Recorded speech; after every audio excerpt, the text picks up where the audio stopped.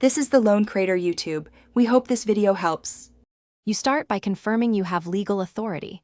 This protects you and ensures cooperation. Once confirmed, collect the exact phone number, carrier, and time range you need. Next, pick an approved method: carrier portal if you have access, device MA tracking for lost phones, or an enterprise MDM for managed devices. Make sure to enable any required permissions or two-factor access now so the next steps flow smoothly, and keep a log of each action for accountability. You now perform the core actions. First, submit a location request through the carrier portal or legal channel. That yields network-based coordinates. Then, attempt device-based methods. Sign into Find My or Google with credentials, or push an MDM geolocation query if the device is enrolled.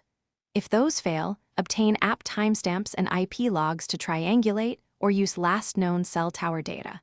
Once you have multiple data points, compare accuracy, timestamps, and consistency to build a reliable position estimate. You wrap up by validating results against independent sources. Corroboration reduces false positives.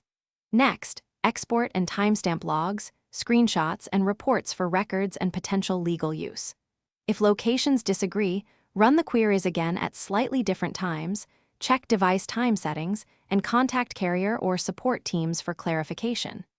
Make sure to preserve chain of custody and note any permission or consent documents. Troubleshooting tip: if tracking fails, verify permissions, battery status. Thanks for watching. Consider subscribing if we helped you.